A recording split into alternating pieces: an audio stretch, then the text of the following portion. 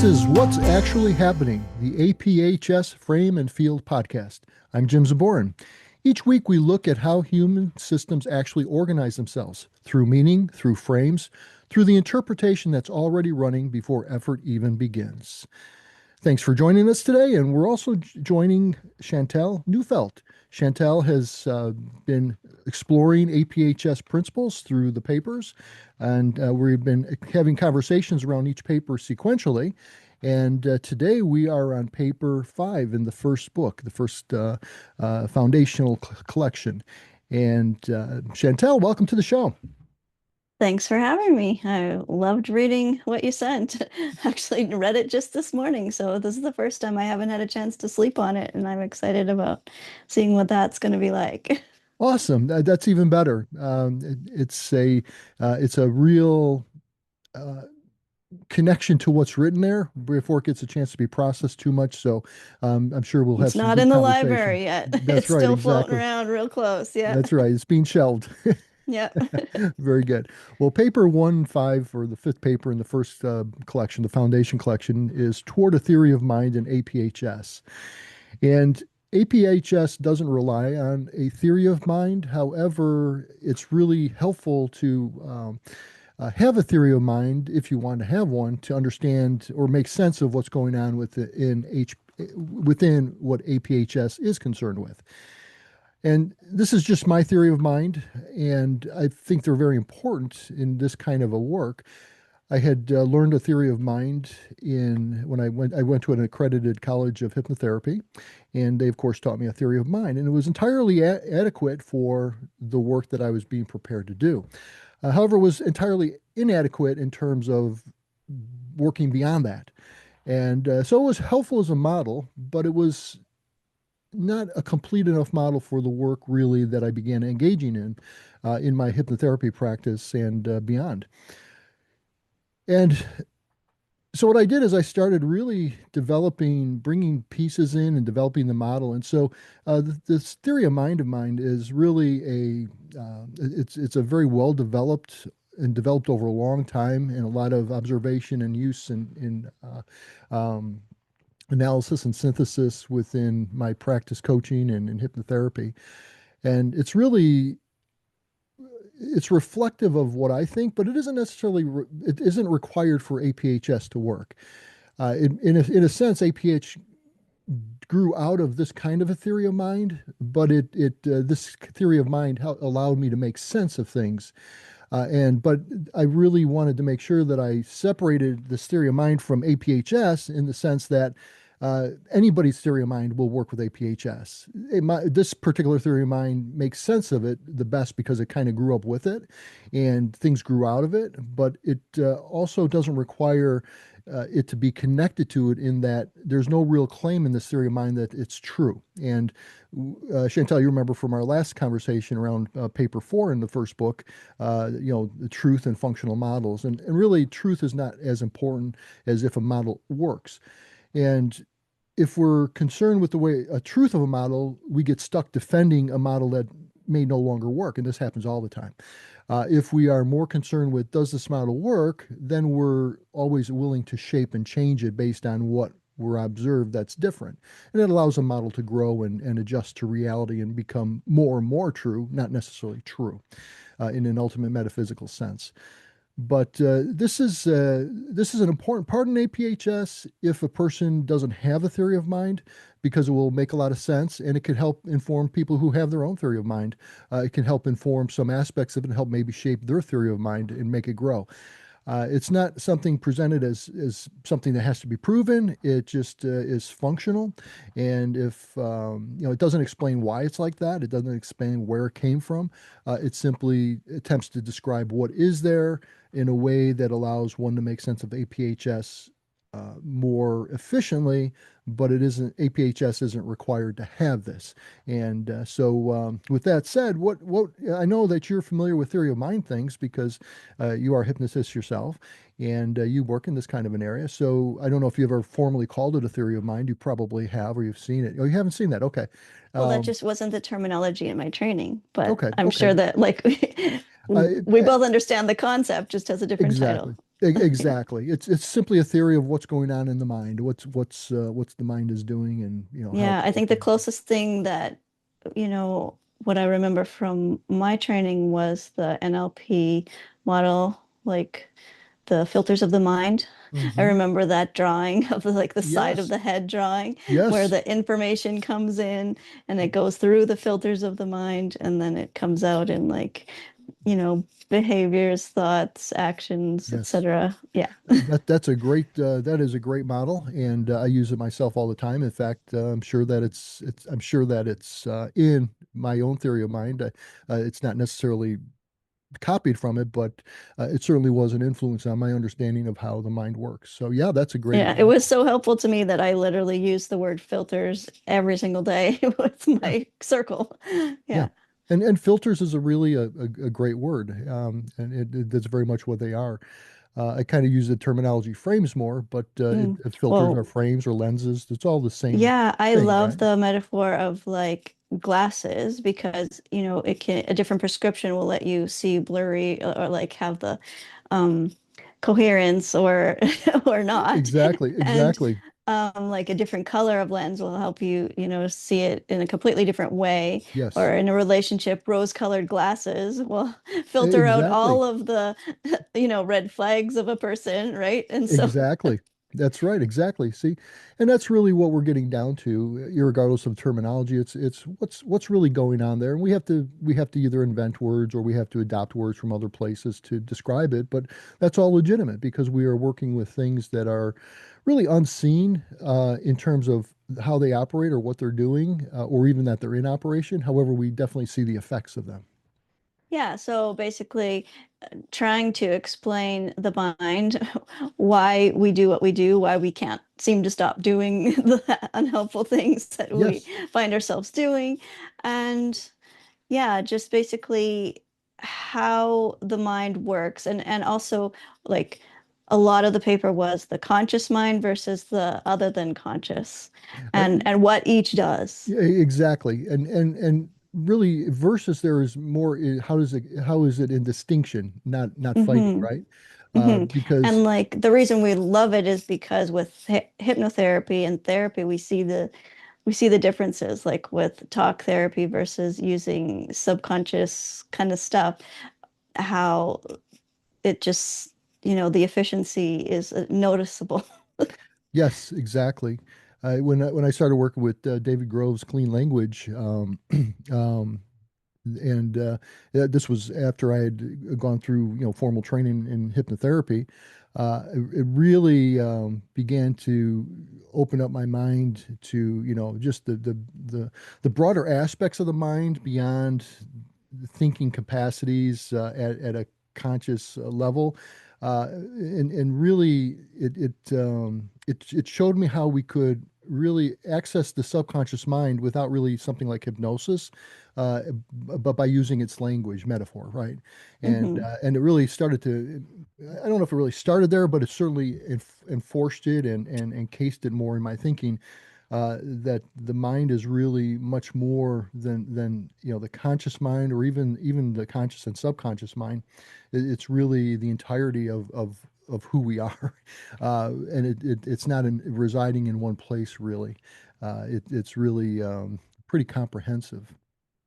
Yeah, and I have my youngest is, recently read The Untethered Soul and has been Mm, thinking a lot about, her conscious mind as a computer yeah. and being able to, observe things. This morning Yeah. she woke up from a dream Beautiful. and was telling me about like this beach with things on the beach and the waves coming and knowing the waves were coming and quickly trying to make sure that the waves didn't disturb any of the things on the beach, right? And like the difference between just accepting it's okay for the waves to hit those Yeah. things Right. versus, oh no, those are all triggers and we need to make sure nothing touches them. Yeah, very good. Good metaphor in there too. Yeah. Yeah, and that entire mind that really speaks to the observer or the witness in my theory of mind, that very much is The observable. other than Right? conscious. Yeah. Yes, exactly, exactly. It's a part of the other than conscious. It's it Hmm. and it actually I laid out in the the chapter or in the paper, that it's an important part of reorganizing frames. And really what APHS is about frames and reorganizing frames based on meaning and action we don't really need a theory of mind, but before you get too far, you start wondering, why does this work? And if you have kind of a theory of why it's working, it helps you to work with it better when you actually start making applications for it. 100%. Yes. Yeah. So you can almost see a theory of mind as kind of an interface between the field, which is describing observations and making some connections and finding patterns in it, to, okay, what can we actually do with this? How is this going to do something? And obviously it's in the mind, so we have to have some kind of a operating model of the mind so that we can start applying it, right? Yeah. So, like, if you were to sum it up, how would you describe the conscious mind for our listeners? Like, what is its job? Well, the job of the conscious mind is to make logical sense of things, to create narratives, and to categorize things, to put words to things, to put order, to create things that hold up in a physical world. And its job is really, the primary job, in my opinion, in my understanding, is to set directions. And then it will come up and it'll create a coherence in the in the ego, because it creates a continuous story, so to speak. And really, that story is not a continuous thing. It's like a narrative. The narrative is the continuous thing, and Yeah. conscious mind creates, is the job of the conscious mind is to look at what's going on and write a story to it. So the Yeah. conscious mind is very important to the ego, but it's also important for us to bring things from out of our mind and into physical reality. The ego, the I, does not live in a physical world at all, and it's completely a non-material world. And its only connection to the material world is through the physical body, which has all kinds of sensors communicating to that immaterial world of the mind, and the mind is mapping out the world in its own sphere of an immaterial place based on data coming in from the physical thing, the thing that's interfacing with the physical world. But the conscious mind, it directs that, but it doesn't command it in the sense that it controls it. It can only see what makes sense, because that's its job. It's a So lot. it's like the car's dashboard, and not the driver, or what? Well, let's see. I would put it more that it is the if you look at the driver and the car as a unit, Mhm. it's the driver, but Mm, the driver can have some influence, but really what's making that car go is not in the driver's influence. And the metaphor isn't going to hold up 100%, but yeah. in those It's a terms, that's little bit why. helpful. Yeah, Yeah. it's helpful because the driver can decide where to go. Now, here's where it gets interesting. Imagine you're driving a car where you turn the wheel and maybe the car doesn't turn, and Mm. where you step on the brakes and maybe the car doesn't stop, or where you step on the gas and Because maybe it's the on car doesn't, autopilot and you're because it's not on sure how to get it autopilot. off autopilot. It could be that, You got to and figure out how to program that autopilot. Exactly. So now what we want to do is we want to control it really more, and control in the sense of guide. If we want to guide it more, we have to learn how the system works, so that we can then work with the entire Reprogram it. system. But Yeah. we are still deciding where we want it to go. Whether we're going to get there or not depends on how well we can control the whole thing. But still, we are deciding, where we're going to try to make it go. Yeah. There was one part of your paper that you were talking about that kind of made me think about glasses, and like, if someone didn't know that they were wearing glasses, or didn't know if they could take them off and put on a different pair, just was always seeing through that particular lens, thinking that that's who they were, that the glasses was them, Yeah. you know. That is the illusion. It's an illusion that is maintained by the conscious mind too, because it's creating a story. I am this way. I am this person. Well, this always happens because I am this or I am that. And Or it's they not, did this, or they did that. exactly. Yeah. And so that's a part of the narrative that the conscious mind creates.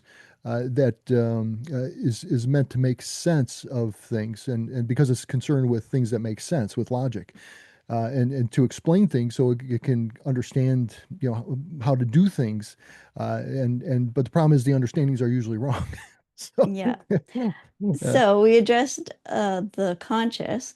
How would you describe the other than conscious? Like I know in the paper there were different parts. There was like the subconscious patterns, the somatic, like body-based knowing, Hmm. Yep. the observer Yes. witnessing, Yes. and then like the wisdom part, like Yes. the Right. conscience, moral Yes. compass, values. Yes. Yeah. So do you have more to say about about Sure. that I part? think I don't know if I have more to say in the sense that outside of what's in the paper. However, I think I could probably clarify things. I think it's really helpful in my thinking, to my theory of mind, to understand that these are not really parts in a sense that they're separate um, Like entities. Now, part of the maybe orchestra or they're all existing at the same time, Mm, and they're simply levels of one self-organizing mind. And so we've mm, got a self-organizing mind, and it self-organizes at a multiple number of levels at one time. And they're all working together, and that includes the conscious mind. And none of them is more important or hierarchical in a hierarchical sense. Each one has its own function that is most valuable at a certain point. But that certain point isn't one moment at a time. It's a number of different important things happening at the same time. And like a harmony, like it's a music, harmony, or yes. Well, they're all when it's playing yes, yes. And when it's out of harmony is when things go awry. And a lot of times what throws it out of harmony is the conscious mind trying to force control it. Yeah. control, exactly. And that's not to say it doesn't have influence, but its influence is more through intention than force. And Like a so direction. it's Yeah. direction, exactly. It's directional, but it has to work. When it works best is when it sets the direction, and it recognizes contradictions or it recognizes values, and when it does things at a conscious level, it begins to kind of set the direction for the other than conscious to start organizing towards that. But the problem is the conscious mind very often is trying to set a direction that the other than conscious mind isn't ready for, or knows better than what's it wanted, and so it will not cooperate. Yeah. And that explains the resistance, but the resistance isn't necessarily like I forget the word you used in the paper, but it's not like a stubborn, like bad part or anything. It's actually doing its job. Exactly, and the resistance is helpful, and the resistance is there is also there as a sign that there's not coherence yet. That something somewhere within those different levels of the mind, those different and levels is the wrong word, because they're not levels. It's not hierarchical. It's like gears all working together in some Yeah, puzzle, you know? yeah. It's any kind of language really tries to turn it into a hierarchy and or a part, and it's really none of those. It's all the same self-organizing system. Physically, biologically, maybe those things reside in certain parts. There are certain parts that create that kind of a phenomena, but I'm really dealing with the phenomena as a whole. What's the mind doing, I right? might have a metaphor. Yeah. What's Our that? human body and the organs and the cells and the different systems in the body, they're all working at the same time to, Right. Yes. help us walk or talk or, Exactly. exist. Exactly. And we don't have And to we need control them or direct all. that. We need them all. Yeah. Yeah. Exactly. And we can take care of them so that they can all be healthy too. And so really, when we work with the other than conscious mind, we're really allowing it to do what it does, which allows it to remain healthy because it knows how to maintain its own health. We don't really consciously maintain that. but we mess up the healthiness when we try to control and force and suppress when it's trying to go through a process that is completely normal to getting us to where we want to go, but we don't recognize it as that. We interpret it as Yes. enemy, or we interpret it as Trying to avoid pain instead right, of like exactly, process the pain. And exactly, yeah. exactly. And what I didn't used to realize was that, that energy will get trapped in the body if you Yes, don't process yeah, it, if you don't let yourself yeah. feel those things. And Yeah. What's trapped there is it's an open loop, and the mind is still trying to resolve it, and it's not and that resolved, and happens it's not going to often let it through go. our dreams Oh, or all the through time. our Well, when that's a big triggers come function. up and Yeah, you're like, where did that come from? that's a big function of dreams is to resolve that, is to allow the mind to play with things and to re-experience it in metaphorical ways to attempt to close that loop. And I feel like with hypnotherapy, depending on the depth you go into trance, it's like a waking dream where Yeah. the conscious and the subconscious can be in communication Yes. and make those shifts. Yeah, absolutely. Yeah, absolutely. That is one of the strengths of hypnosis is that it puts us into a The place brainwave, where the subconscious is more um, where you have more access to that wisdom and that it's dominant. observer. Yeah, it's Yeah. more dominant. They're all functioning at the same time, but there's going to be usually something that's more dominant at a moment. And when we go into hypnosis, what we're really doing is we're setting our conscious mind less dominant, and we're Yeah, moving it's less. like turning the volume down on that Right, inner critic exactly, or that exactly, resistance part that says, "What? ex- That's different than what we're used to. That's not the exactly. story we told ourselves when we were 5. What?" You know? Exactly, exactly. And so when we go to hypnosis, we're actually moving ourselves into a place where the subconscious is becoming more dominant, and really the entire other than conscious is becoming more dominant. But I use techniques where I make like somatic more dominant, or the unconscious more dominant, or the subconscious more dominant. So I use techniques where I make the collective conscious more dominant, the higher self more dominant. So It's like really, shining the light on the different, yeah, possibilities and choices. it's creating a condition where that dominant part engages and gets into gear. And so hypnosis is really just engaging more of the subconscious and getting that into gear, and uh, Kind of like gardening, creating the conditions yeah, yeah, for the garden to grow the way that you would prefer it to grow. yeah, And exactly. being able to find the weeds and being able to cultivate and all those things. Yeah. Exactly, yeah, and we tend that garden, and if we keep it free of weeds, we enjoy better results from our garden, whether it be produce or flowers or both. Yeah, exactly. Yeah, I really love the whole idea of being able to reframe something because it's very empowering to not only be able to notice, like, what's the story I'm telling myself about how I'm feeling or the event that just happened, and knowing that you have the power to, retell the story or Yes, to shift it in a way or to look through a different color glasses and yes, see a different perspective and be like,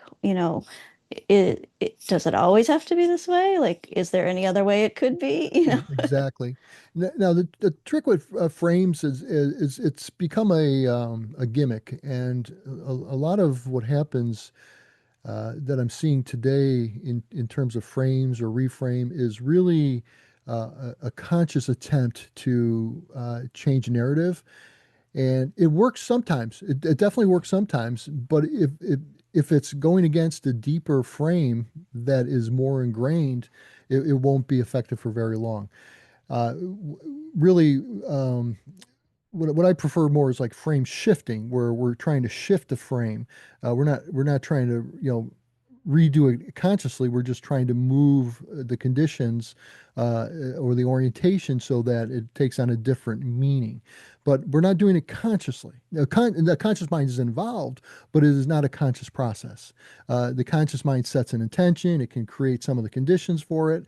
Maybe visualization, maybe affirmations, whatever technique. But really, those techniques are only effective insofar as they change that perception or that frame at a place where they don't reframe it, but they shift the frame. Hmm. So I use it a little more Um, technically than yeah, most people do. well, that's fine. In your paper, you were talking a little bit about, oh, I love it when I have a thought and then it just leaves. It'll come back. It I will. did make a note of it in all of my notes, but anyways, what were we just talking about? Well, reframes it's good that we were able to change those narratives, and we can. And I just pointed out that it's helpful to focus on what we're actually changing and not looking at it from a surface level, but rather where we're really actually changing a frame is in not reframing as much as frame shifting. And I'm Mm, using those in technical senses to avoid um, um, what is popularly understood to be a reframe is actually simply it's kind of a word game in a sense, in the sense that it's a conscious attempt to look at it differently through a different lens, and that is helpful, um, and it may be adequate if it's not uh, in contradistinction to a deeply held frame, because the deeply held frame will always win. yeah. Yeah. Well, it'll come back to me later. No Okay. worries. Okay. Um, yeah, I just remember that there were like two different things I was thinking about in regards to frames. Um, but let's go back to the subconscious, or no, the conscious Hmm. and the other than conscious, using your terminology. And how can a person who's not necessarily in trance get those two to communicate? Like They that's what don't I have to was do trying it. to think They about. don't have to do anything to get them to communicate. They're already communicating. The question really probably more is how can let's look at what the question. I don't want to put words in your mouth as to what the question really is, but I think you're onto something really important. So if they're communicating, what's the problem? What seems to be going awry if they are already communicating? Um, Something's in the way, and Something's in the so way. Okay. something needs to be stepped back from, Yes, like exactly. to allow. Yes. Okay, good. All right. What could possibly be in the way? Just like any any kind of block or subconscious Yeah. thing, right? Yeah, those could be in the way. It could be conscious trying to force. It could be something somewhere is not resolved, and they're communicating, but they're not talking to each other. And Yeah. the issue is not that they're not able to communicate. The issue is that they're having a disagreement. And Yeah. and so what can a person do now goes to what you're asking. And that really goes to the level of application. And there are all kinds of different ways. Within the world of hypnotherapy, you have parts work. A person could simply do their own form of parts work by metaphorizing the different sides of the argument in different, metaphorical characters or shapes or something, some representation, and have those parts communicate with other. Really, we're getting to an applicational level, and That's not what this particular paper was it's not, but about. it's what why this particular picture is so important. It's not important Mm, because it's just important to know it. It's important because it now opens up ways for us to understand how to get things moving again. And ultimately, the way we get them moving again is through applications, but the applications apply, what the field defines. That's a legitimate question, and it's a natural question. And so now I'm just kind of shifting away from the focus of the paper to the focus of the application is a great demonstration how we can take things in the philosophy of it. It's an applied philosophy, how we can take the philosophy of it and turn it into applications that really work and change.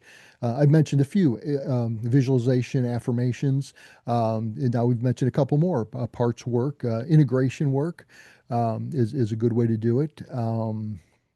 Another technique I've used with great success very often is with you refer to it as trapped energy. I help people to just sit with that feeling they're feeling, and then I allow it to take a shape of its own, and then it develops its own meaning. And once it has meaning, the loop is closed. And so it resolves, it releases in the sense that it resolves so the loop is closed, so it no longer is creating a tension. So these are Is that usually applications. like a somatic or a metaphorical Somatic, experience? Is that somatic. okay? Now Yeah. I'll do the same thing in a metaphorical sense, usually more in a like a clean language type of a technique, or you know,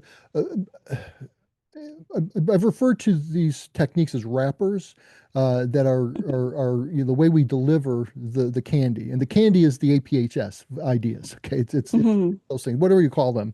The APHS just defines them, but they're out there. Whatever we call those things, or we don't even necessarily call them anything. Most people actually don't call them anything. They're not even really aware that they're there as a field, but they have the wrappers, and the wrappers are the applications that are somehow working because of those things, even though they're not aware of it. And so the application is simply a wrapper that delivers it in some way. So I've made up wrappers on the spot, just stories to do things like. One example is that comes to mind is the February Man. Dr. Milton Erickson wrote this account that he worked with a client, and he completely made up this lover for her who came to visit her, and they went through an entire relationship. She had no relationship, and it completely.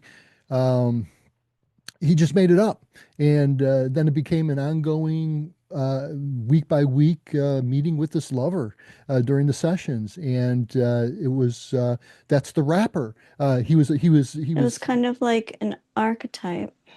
It could be an archetype. Archetypes are like rappers, and so Hmm. you do.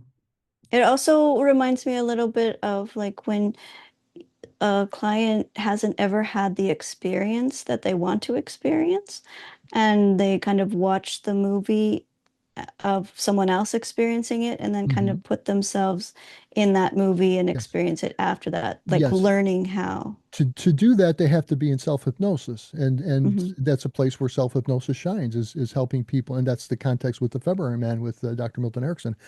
Uh, um, in order to in order to relate to a fictional character, you have to go into hypnosis. You have to suspend your conscious mind saying, well, that's not real, that's not really a character, that's made up.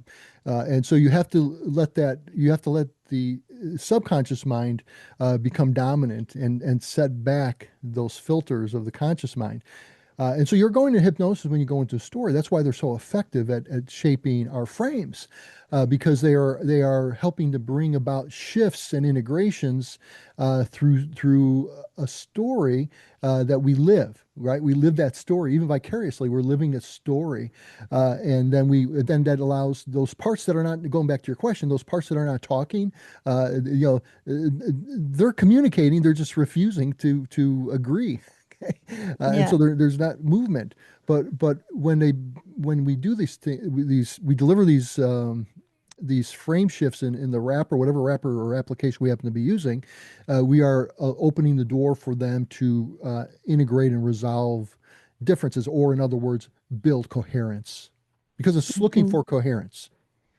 And communicate with each other. Like that's been helpful to me with parts integration, where you have like the symbol on one hand and Hmm. the opposite one on the other to Oh resolve yeah, inner conflict, where that's they very can powerful. talk to each other and then Yes. they come together to form a new symbol. That's very powerful. I've used that many times, and that is a super powerful way to integrate two opposing viewpoints with one self.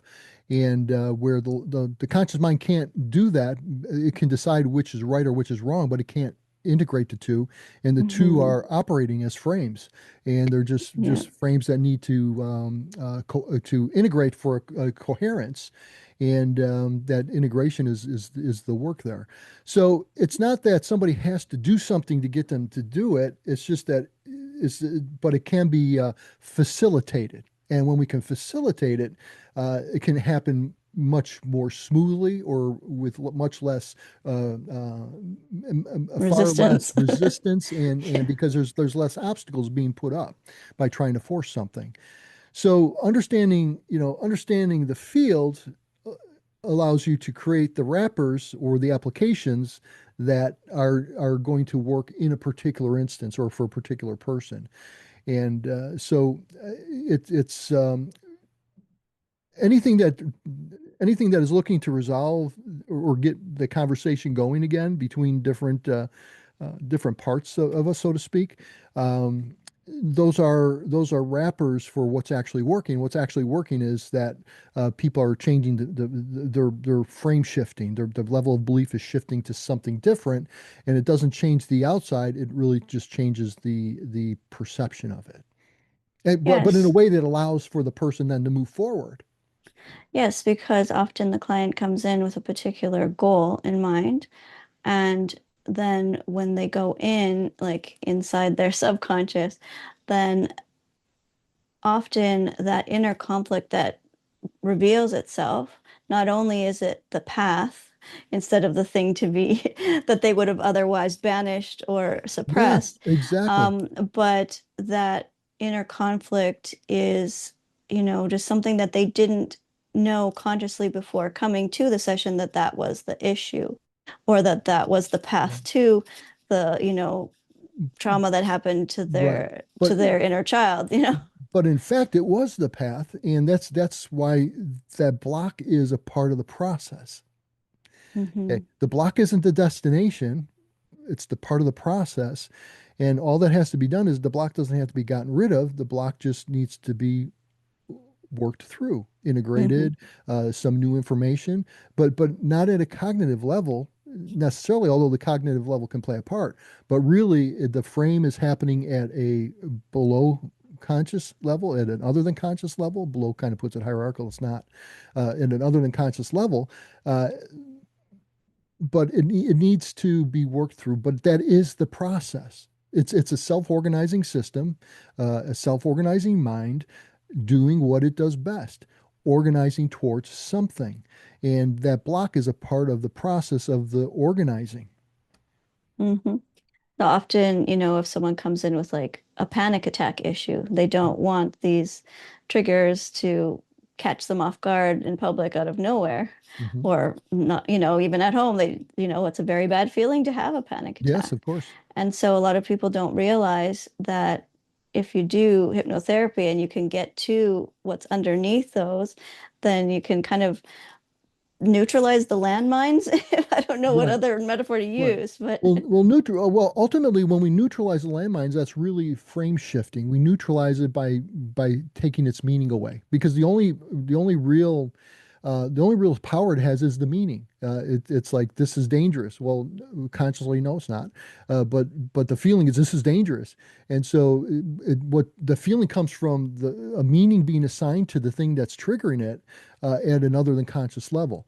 And what we neutralize it by shifting that frame to where that's nothing. Why was I worried about that? Right? We don't really change the external thing. We change our reference point to it, and that reference point is our frame, what the lens we're looking through at it, and which assigns it meaning. It doesn't necessarily have that meaning at all. And a lot of Mhm. times, things that very clearly don't have a certain meaning, people think that's what it means simply Yeah, because of the reference point. yeah. And like how it helped me, one of the ways that it helped me was I wanted to be able to like go back to my parents' place without feeling triggered. So Mm. it seemed like that like 5-year-old part of me was like, this Yes, is yes, dangerous. yes, This yes. person caused me harm in the past, but like that wasn't what was happening now. Like obviously my Exactly, parents have grown. exactly. Obviously understand, that they're on the spectrum and they were doing the best they can. But all of those were reframes. All of those were new stories I told myself instead of this person doesn't love me because they did such and such. Yeah. Now and that's exactly how it works. Now here's the thing. I suspect that the reframe part, the conscious part, happened after the other part had already taken place. Oh, 100%. Yeah, And that's part of the paper too, saying that exactly. like it It's makes the that story point up shift. after. Yeah. Exactly, and then later on, though, that's where like a reframe can work, is where the frame is already shifted, and now we need to bring the rest of our conscious mind over to it, and so it's all a process working out, and but yeah, definitely, and see, these are when we can create these wrappers or these applications of what is really going on when people change, and and they're changing on how they're making meaning of their life, how they're interpreting meanings in their lives. We can do significant work to help people in that process of reorganizing towards what they want to organize to. Whereas it happens naturally, people do it anyway, but it can take a long time. And sometimes there's not enough time for it to ever even actually happen in a person's experience. But we can help it along with these wrappers without forcing it. We create the conditions for it to happen. And we can do that, as practitioners, but we can also do it for ourselves. We can do it on our own. Because really a practitioner isn't making it happen. The practitioner is just simply recognizing what's going on in the person already and then just helping that person to navigate it better. And kind of holding the space of Yes, witness, yes, shining the light on things that their conscious mind would have otherwise suppressed yes, or run away from, or, yes, otherwise thought was the danger, yes, you know, and exactly. making it a safe and comfortable space for that to occur. Oh, absolutely. That's very helpful. The bigger point is that uh, the person holding space isn't creating the change. No, They're helping the conditions and for most the definitely not person to change. responsible for the change. Yeah, yeah. And this is the key for a wrapper or an application is it's using what the person is already has going on, and their own ability to self-organize towards an end that they would like, uh, but helping them in that process. We're really holding space for is them to go through their own process. But the guidance we offer is really a guidance through their own process when it's done right, when it's done the best. A lot of times it's not that, okay? A lot of it's people telling, well, you should do this, you should do that, and coming up with all kinds of applications that have no that real are yeah bearing or that are not relevance to the helpful. person. No, they're not like helpful at all. like having a plan before you meet a client or even know what their issue is so ridiculous. Exactly. And like ourselves going into that state where we can, you know, access the tool that's needed in the moment and trusting Yes. that that's the Yes. right one Yes. is like I feel the most important thing, because it's not about us telling them what to do or how to feel or any of that. It's like just almost being like a conduit, Yeah. or Yeah. providing a tool from the toolbox Yeah. Exactly. that is the one that fits into that particular screw or whatever, Exactly. that yeah, in the moment. It's very much a done with you type of a process. And a very intuitive process, I Well, feel. well, it is. It has to be, because what you're describing really is you're relying on your entire mind, not just the conscious mind, to do it. And so um, then you have access to other tools, in particular insights and intuitions that you wouldn't have at a conscious level. And if a practitioner makes it too conscious, they are cutting off access to a lot of tools that they otherwise have at their disposal. Hmm. So remember before when I couldn't think of what I wanted to say? I know it now. Oh, good. Okay. What's So that? it's the part in the paper where you were talking about the partnership with the conscious and the other than conscious. And there Hmm. were different points that you had. One was provide orientation, which is Hmm. focus your attention. Hmm. Another one was reduce internal contradiction, like notice Hmm. things that are happening. And then one was stop interfering, which I had remembered before. Very And good. You're then doing another great. one was maintain continuity. Uh-huh. Yeah, so those were I thought those were really cool to just define what they were in the communication between the conscious and other than Yeah. conscious. Yeah, there are very powerful connections. I mean, it's totally connected. So there's really no division between the two. We're really manufacturing divisions and talking about it, but it's okay because it allows us to talk about different aspects of it more conveniently. But really, there's the conscious mind is very important to the process, and it's very important to direct the process, and it can be done uh, uh, because it's designed to do it that way. The problem really comes in when we don't really understand the relationship, and that's kind of what you described, what you were uh, talking about from the paper. It's really just defining some of those aspects of that relationship. Hmm. It reminds me of okay, so in this scenario, I'm thinking about someone wants to go on a date, but they want the date to go perfectly. So they try to ahead of time plan, what am I going to say? Then what are they going to say? What am I going to say? What they're going to say? But the Mm. only thing that they have power over is the first thing they say. After that, it's anybody's game. Like it could be a trillion different Mhm. things. And so the better plan is to set your intention and then trust Yeah. yourself and just go Yes. with it and do Yes. some improv. You know what I Yes, mean? exactly. And that's what a person's doing when you were talking about going into state yourself. You didn't use those words exactly, but that's what you're describing with a client. That's what you're doing. You are simply trusting yourself, and you're setting an intention. I'm going to help this person, and then you go in, and then how it unfolds, it unfolds.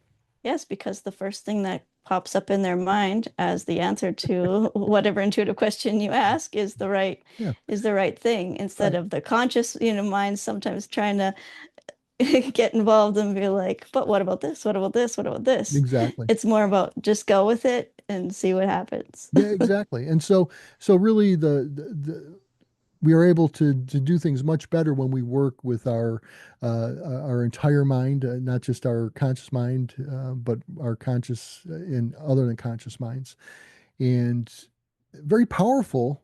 But we may be out of habit of it, especially in a culture where the conscious mind is really considered to be about basically everything. Yeah. Uh, and so it's a little different for us in a Western culture, and other cultures probably experience those things a little differently. But it's helpful to really just understand if I set my intention and then roll with it. Uh, I'm really working in partnership. The conscious mind is really working in partnership with the entire mind. Hmm. Like in a conversation, without going into any kind of trance or anything, you can ask somebody like, if this was your teenage kid going through this same issue, what advice would you give them?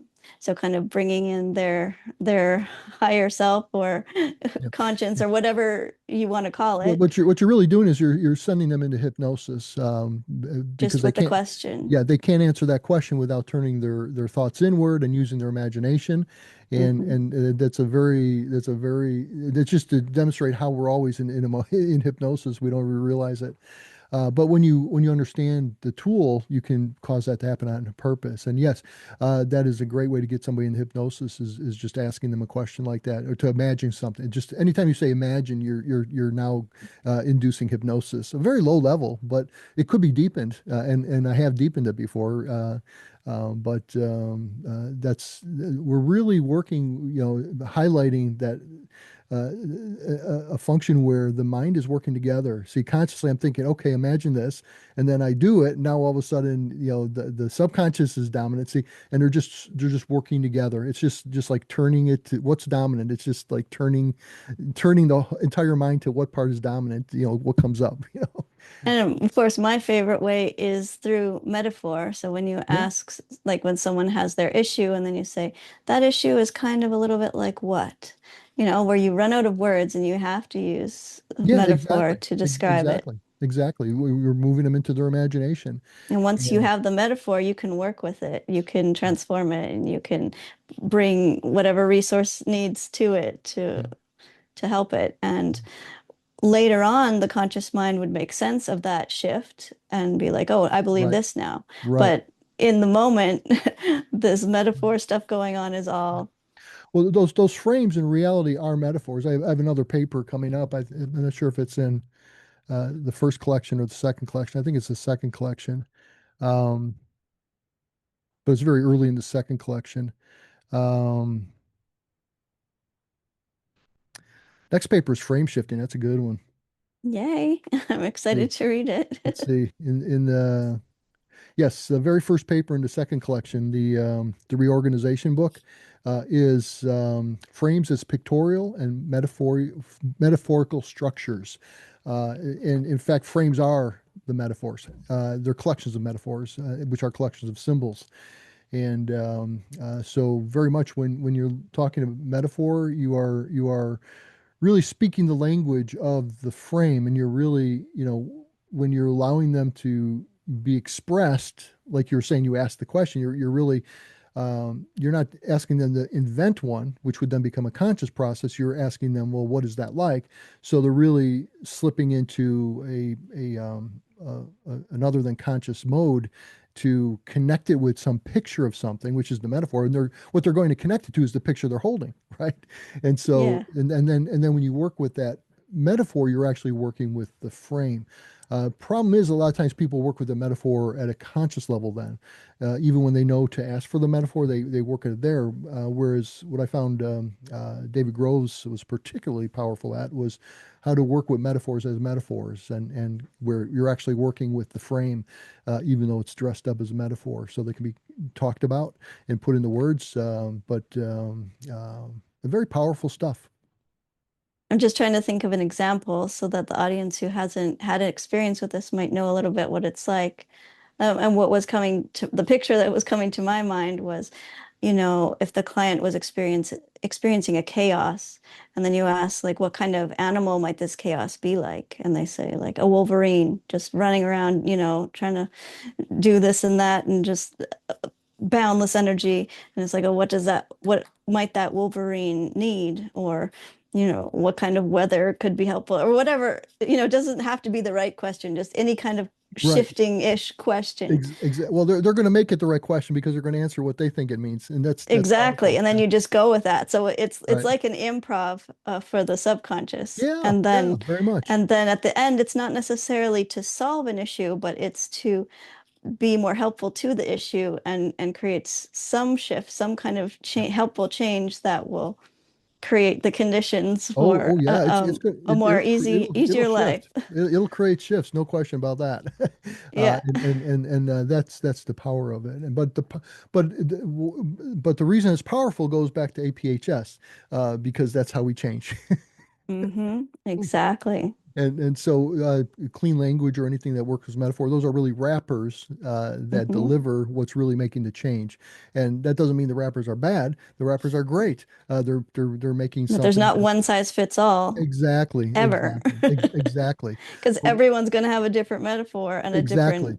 different, way to shift it. Exactly. But if we can go to, and the reason why I put out APHS, and why I actually had to put it into words so that I can work on empowering my own rappers, my own applications like timeline surfing, is that when we understand what is the active ingredient, any of those wrappers are probably about 95% inactive ingredients and 5% active ingredients. Any wrapper, parts work, whatever. Okay, NLP, whatever. Timeline surfing, whatever. Uh, but it's that active ingredient that really is making the difference. And once you get that, you can make up any wrapper as you go, and you can take any wrapper that exists and shape it to fit what you need at that moment. You can just improv a wrapper, which I've done many hmm times. Yeah. You can just improv a wrapper. See, that's when I really got good at helping people with change work is I had studied so many different wrappers, not realizing they were just wrappers, but in studying But you many knew of how them, they I worked. started seeing the pattern. Well, Yeah. wait a minute. And then I started realizing, well, you know what? This is really working because of hypnosis, but they're Yeah. not selling it as hypnosis. No. And um, but then I started realizing, well, you know what? This is a rapper delivering some of the things that are effective through another rapper, hypnosis, or hypnotherapy techniques. And so once I started really seeing what the active ingredient was, I can now improv anything, any rapper, because I knew what was going to make it work. And I think that's the power of defining the field, but defining in a way where it's not stuck with pieces of wrapper in it, like those like Laffy Taffies or some of those taffy type candies where you unwrap and it's like half the wrapper's embedded in the candy. So you just Yep. That's a good one. That's a good metaphor. so really, APHS was my attempt to get the whole candy separate from the wrapper, so I can see what the candy was. But now I can wrap the candy in a lot of different ways, and which I do. Which my timeline surfing actually is like 100% putting this stuff into application. And so, but in order to do that cleanly, I needed to know what the candy was, so that when I put a wrapper on it, I understand what really tastes good about the whole thing, not the wrapper. Mhm. Yeah, exactly. Yeah. Well, Well, I good don't know if stuff. there's anything else that I can remember from the paper, but Well, you did it a was really fantastic good. job. You read a very Thanks. hefty paper. It's a deep paper, but it's not obscure. But especially if you're familiar with a lot of the concepts and have thought about some of the concepts before. But you did a good job, Chantel. Very nice interaction with it. And what do you know now that you didn't know before? And not necessarily in a revolutionary way, but it could be just a different take on something, or maybe a new insight. What do you know now that you didn't know before reading the paper? I felt that the terms emergence, like the change feels easy after the fact. And the other term was coherence. I felt like I Mm, understood it deeper, like about it nice. being like the absence of tension, um, like processed and not suppressed, Mm, and just about it being like balancing and making you flexible, more responsive. I just felt like I understood that in a deeper way. And also, I understood the other than conscious better, like what that umbrella all had within mhm, it. mhm. Nice. And what will knowing that now do for you, or where do you see that emerging or going to or unfolding?